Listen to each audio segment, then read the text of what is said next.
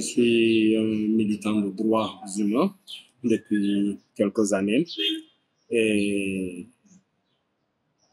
un des membres fondateurs de l'initiative Alarme Feu Sahara, qui a vu le jour, je dirais, au lendemain de 2015, parce que cette année fut une année cruciale, en tout cas dans ce qui est de la gouvernance des mobilités dans notre région et précisément dans le pays que je suis originaire, le Niger, parce que en 2015, le Niger a été ciblé, en tout cas par l'Union européenne, comme un point stratégique pour implémenter, en tout cas, leur politique de contrôle et de blocage des personnes en direction du nord.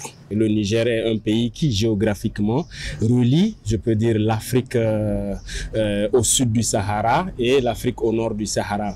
Donc depuis des siècles, c'est une zone de transit avec l'histoire des caravanes routières qui quittaient Tripoli pour aller jusqu'au Nigeria, à Kano. Donc, ce qui fait que cette zone est une zone de migration circulaire. D'ailleurs, le terme migration n'était pas beaucoup utilisé. On dit des exodants ou bien des aventuriers saisonniers. Ils utilisent le terme comme ça, qui vont en exode. Et l'exode, c'est aussi temporaire, hein, parce que c'est plus saisonnier. C'est des populations du Sahel, la majorité, le Niger, c'est plus de 80%, c'est des agriculteurs. Et la saison des pluies, c'est juste 3 mois. Donc, au cours de l'année, une fois qu'ils finissent l'agriculture, ils ont des mois, sinon des trimestres, 2 à 3 trimestres libres. Donc c'est cette période que les gens utilisent pour aller dans les pays, où soit le Mali, l'Algérie ou la Libye, et généralement dans les pays côtiers, donc le Nigeria, la Côte d'Ivoire, le Togo, le Bénin, pour faire des activités. Et dès que les premières pluies tombent, les gens reviennent dans leur village pour continuer les travaux champêtres. En fait, c'est les mobilités que les populations on connaît là-bas. Mais avec l'influence de l'Europe, avec les histoires de crise de migration européenne, donc à partir de 2005, il y a beaucoup cette terminologie de migration clandestine, de migration irrégulière, tout ça des choses qui étaient nouvelles. Alors, durant toujours cette influence européenne, pour embarquer le Niger dans son narratif ou dans sa vision de la migration. À partir de 2005, avec l'accord de l'État nigérien, des mesures restrictives ont commencé à être prises pour en tout cas empêcher la mobilité des personnes chaque fois qu'ils vont vers le nord. Donc du coup, ça commençait à devenir difficile pour les gens de circuler au Niger. Et je voudrais préciser que le Niger fait partie de cet espace qui s'appelle la CEDEAO, la Communauté économique des États de l'Afrique de l'Ouest, qui depuis 1975 a un protocole de libre circulation pour les ressortissants de son espace. Mais donc à partir de 2015, avec l'influence européenne, donc disons l'externalisation des frontières européennes, les ressortissants de la CEDEAO commencent à avoir des problèmes à traverser le Niger, à circuler même dans le Niger, ce qui constituait une entrave à leur liberté que, en tout cas, ce protocole de la CEDEAO leur donne. Et étant un militant de droits humains, quelqu'un qui est pris de justice sociale, avec d'autres camarades, on s'est dit que mais on ne peut pas rester indifférent à cela. Il faudrait qu'il y ait quelque chose, il faudrait qu'on lève notre voix contre ces abus de droit. Je voudrais noter encore que dans cette politique de contrôle ou de répression ou de dissuasion des personnes pour bouger, il faut retenir que ça a commencé à porter atteinte à la vie même des personnes. C'est-à-dire qu'à partir de 2015-16, il y a beaucoup de morts, beaucoup de disparitions dans le désert. Parce que plus les contrôles deviennent intenses pour les personnes qui bougent vers le nord, plus le risque de traverser le désert devenait grand. Parce que les gens ne veulent pas accepter de ne pas bouger, mais ils essayent de contourner les points de contrôle ou d'éviter les routes principales où ils seront susceptibles d'être arrêtés. Donc, du coup, le fait de vouloir prendre de nouvelles routes, ça a commencé à augmenter le nombre de disparitions, le nombre de morts au niveau du désert du Sahara. Et donc, nous, en tant que des militants de ce droit à la mobilité, on s'est réunis une fois, d'abord au Niger, à Niamey, pour essayer de réfléchir sur cette question et voir quelle initiative on peut mettre en place. Donc, comme on est en réseau avec certains militants de plusieurs pays, notamment la sous-région, le Mali, le Burkina, des camarades du Maroc et aussi en Europe, donc des camarades de l'Allemagne principalement, mais de l'Autriche et d'autres. Donc, on a réfléchi et on a mis en place cette initiative qui s'appelle Alarm Phone Sahara. Et Alarm Phone Sahara est inspiré du projet existant déjà de Alarm Phone Watch the Med, qui faisait les sauvetages et les secours sur la Méditerranée. Donc, on a essayé d'implémenter cette stratégie au niveau du désert en mettant en place un numéro de téléphone que les gens peuvent appeler une fois qu'ils se retrouvent en situation de détresse dans le Sahara pour que nous essayions d'organiser du secours ou un sauvetage pour essayer de réduire le nombre de morts de ces personnes. Et donc, c'était ça l'idée de la création de Alarm Phone Sahara. Au départ, on s'était donné 3 objectifs. Les 3 objectifs sont la sensibilisation, la documentation et le secours, le sauvetage dont je viens de parler. Alors, pour la sensibilisation, nous avions remarqué qu'il y a beaucoup de sensibilisation sur les risques et les dangers, c'est-à-dire qui rentrent dans le cadre de la dissuasion des personnes. Nous, l'objectif de sensibiliser était plus sensibiliser toutes les populations, qu'elles soient migrantes ou pas, sur l'importance de la question migratoire à ce jour, sur l'importance de savoir que la migration est un droit, sur l'importance de savoir qu'il y a des décisions qui sont en train d'être prises par les États par rapport à leur mobilité et que ça concerne tout le monde. Sensibiliser aussi les migrants, oui, sur les dangers et les risques, mais aussi les sensibiliser sur leurs droits et aussi les sensibiliser sur des structures ou les orienter.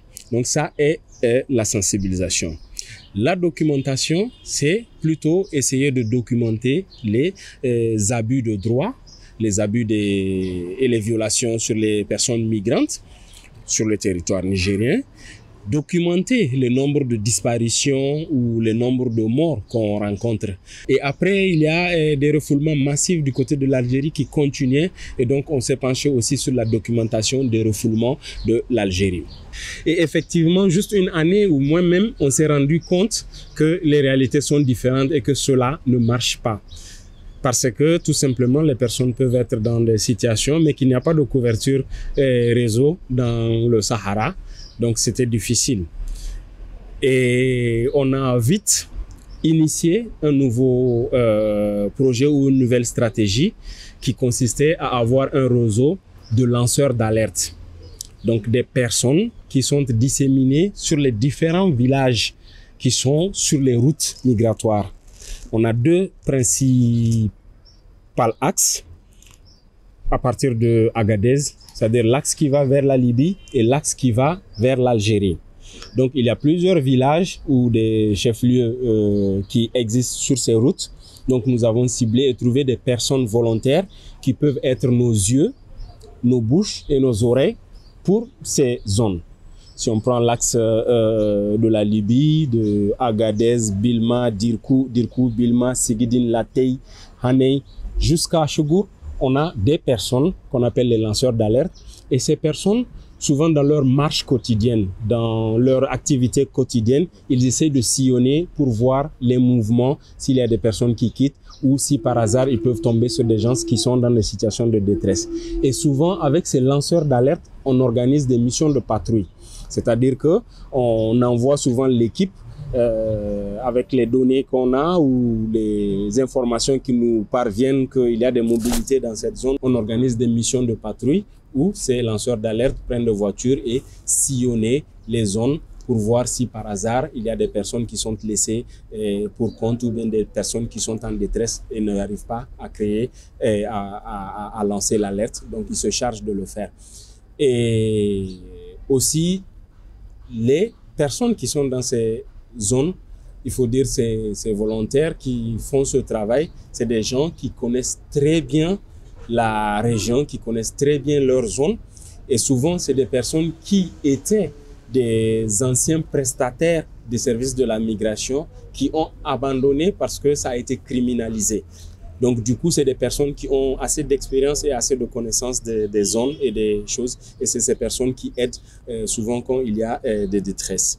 On a commencé les échanges en 2015 parce que, en fait, le point de départ, c'est qu'en 2015, l'État du Niger, à travers l'appui financier et technique de l'Union européenne, effectivement, a mis en place une loi 2015-36, l'intitulé, qui est la loi 2015-36, qui est une loi dite contre le trafic illicite de migrants, mais que cette loi, dans son application, c'est elle qui a encore empiré, je veux dire, la vie ou la situation des personnes en mobilité dans le Sahara nigérien.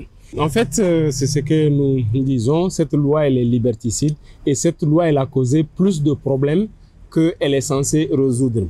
D'abord, la loi dite anti-trafic de migrants, mais dans l'implémentation de cette loi, il y a eu maintenant beaucoup plus de trafic de migrants qu'auparavant. Parce qu'avant cette loi, la migration de Agadez vers la frontière du Niger, des deux côtés, était légale et que les personnes qui veulent voyager vers la Libye ou vers l'Algérie, ils viennent, ils s'enregistrent normalement au niveau des gares. On sait le nombre de personnes qui a quitté, on sait la main de chauffeur qui les a pris et celui qui les amène. Et les voitures partaient en convoi, plusieurs voitures, et aussi escortées par des forces de défense et de sécurité nigériennes, donc les militaires nigériens qui les escortent pour éviter qu'ils soient attaqués peut-être pour des bandits ou des trafiquants, autre chose.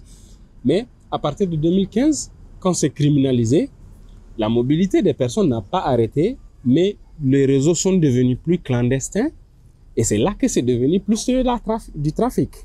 Ça, c'est le premier aspect. Le deuxième aspect, c'est que la loi a mené des conséquences néfastes sur l'économie de la région. L'économie de tout le Niger, pour les services de transport, mais principalement de la région d'Agadez qui, comme je l'ai donné tout à l'heure comme zone historique qui s'est fondée même sur la migration. Donc du coup, le fait d'empêcher les gens de bouger tranquillement, ça a impacté beaucoup l'économie de la région. Quand je dis l'économie, il faut retenir les transporteurs, les gares qui prennent de l'argent, les taxes que ces transporteurs ou ces prestataires de services ils payent à l'État, et les femmes qui font de la restauration, les manger qu'ils vendent pour les personnes qui sont en mobilité, les commerçants qui vendent je peux dire des habits, des turbans, de l'eau, des bidons, les détenteurs des maisons d'hôtes ou voilà qui sont appelés communément les ghettos pour loger les personnes. Toutes ces personnes sont retrouvées sans job. Et il y avait au moins 300 et quelques personnes qui ont été arrêtées dans l'implémentation de cette loi, qui ont été jetées en prison dans l'implémentation de cette loi. Au moins 300 personnes. Et il y a plus de 300 aussi encore de véhicules qui ont été saisis, qui sont mis au garage dans un camp militaire. Imaginez une ville comme Agadez où d'un coup on arrête 300 voitures qui font des transports, et donc l'économie a beaucoup chuté par rapport à cette implémentation. Mais seulement à partir de 2016-17, l'Algérie a commencé systématiquement à refouler des personnes, je dirais subsahariennes, même si j'aime pas trop le mot, des personnes de l'Afrique au sud du Sahara, quelle qu'elle soit leur nationalité, de les refouler dans le désert nigérien en leur disant de retourner. Donc depuis 2017, on était en face des refoulements massifs de personnes que l'Algérie refoule sur le territoire nigérien, je dirais sans base légale. C'est-à-dire que même pendant la période de corona, de la période pandémique, l'Algérie a continué à refouler. Et chaque 2 semaines, 3 semaines ou 1 mois, c'est des vagues de centaines de personnes que l'Algérie refoule. 800, 700, 900, 800, chaque moment. Et en 2020, par exemple, on a chiffré à peu près 21 800 et quelques personnes que l'Algérie a refoulées. En 2022, à peu près 20 000 et quelques. En 2021, à peu près 20 000. En tout cas, chaque année, c'est autour des 20 000. Et là, en 2023, le nombre était de 26 841 personnes que l'Algérie a refoulées sur le territoire nigérien. Toutes nationalités confondues. C'est-à-dire que tous les subsahariens, c'est-à-dire la consigne, c'est l'être africain, je dirais noir de peau. Quand on est pris en Algérie, on les refoule au Niger. Et les refoulements se font de façon inhumaine parce qu'ils sont laissés à un point, un no man's land entre le Niger et l'Algérie qui s'appelle le point zéro. Et le point zéro, de ce point zéro au premier village nigérien, ça fait 15 km de marche de désert. Donc c'est dans cet endroit précis que les autorités algériennes déposent ces ressortissants et on leur demande de marcher pour aller vers le Niger. Et c'est comme ça qu'ils marchent à pied, souvent des femmes, des enfants, des personnes âgées, des personnes souvent qui sont malades et qui doivent marcher de ce point zéro jusqu'à Assamaka au premier point nigérien. Et les conditions du désert sont extrêmes. Quand il fait chaud, il fait extrêmement chaud. Quand il fait froid, il fait extrêmement froid, avec de la poussière et du vent. Donc c'est dans ces conditions que souvent des femmes, des enfants, même en grossesse ou avec même des bébés, sont abandonnés et qui doivent faire cette marche. En tant qu'organisation locale, je peux dire que c'est nous seulement Alarm Phone Sahara, un projet de quelques individus, hommes et femmes, en tout cas qui sont dévoués, qui ont non seulement arrivé à mettre ça au jour pour la communauté, la population internationale, de savoir ce qui se passe en tirant l'alerte sur cela, mais aussi on a mis en place un système de sauvetage. On a acheté des motos tricycles que nous avons avec nos lanceurs d'alerte. À chaque fois qu'il y a ces refoulements, ces motos vont jusqu'au point zéro. Donc ils font les 15 km pour voir s'il y a des personnes dans les arrivages, dans les personnes qui sont refoulées, qui ne peuvent pas marcher, qui sont en situation de handicap, ou des femmes qui ont des enfants qui n'arrivent pas à continuer, de les prendre pour les acheminer au village de Assamaka. On a plus d'ambition que de moyens. Déjà, notre ambition est plus que nos moyens, ça ne suffit pas. Mais notre engagement est aussi plus fort que nos moyens.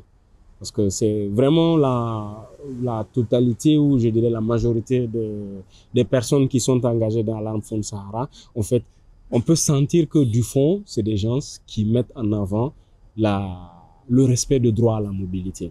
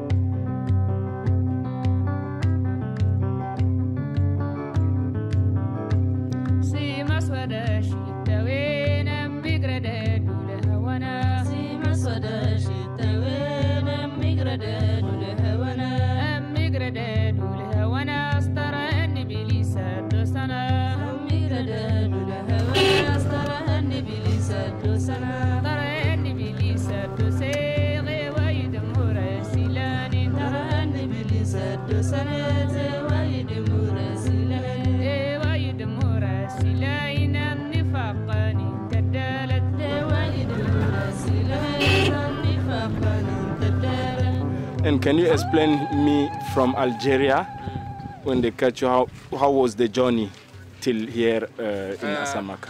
The journey is very bad because of the police used to beat you inside the car before we reach at the border here. My jacket, they take my jacket also. I'm like this now. It's not easy. And then they bring you here to... They throw us to the border. They said almost 15 kilometers to Asamaka. Is there women and children? Yeah, of course. So now you all want to go back to Gambia? All of us. It's not we want to go back to our country. Asamaka is not easy.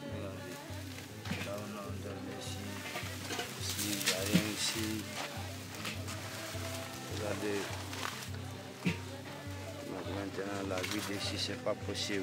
Là où les gens dorment, regardez.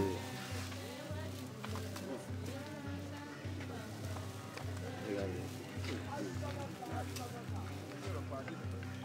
Et là où nous on donne, regardez ce qu'il y a là-haut. Lorsque nous on mange ici, on mange dans ça. Même il n'y a pas savon, il n'y a pas rien, on ne donne pas rien ici. Vous êtes tous refoulés d'Algérie? Oui, on a Nous sommes tous les reflets d'Algérie, sauf le monsieur qui est couché là-bas. Oui, C'est lui, on vote dans ce qui ne sent pas bien. ah, lui là, il est reflet en Tunisie. Oui, parce que lui, il est rentré en Tunisie. Parce que lorsqu'il est venu ici, il ne sent pas bien. Chaque fois, il tombe malade, il tombe malade, il tombe malade. Appelez la moto, on va lui amener à l'hôpital, non? Ouais. Ok. Faut appeler la moto, on va l'amener à l'hôpital.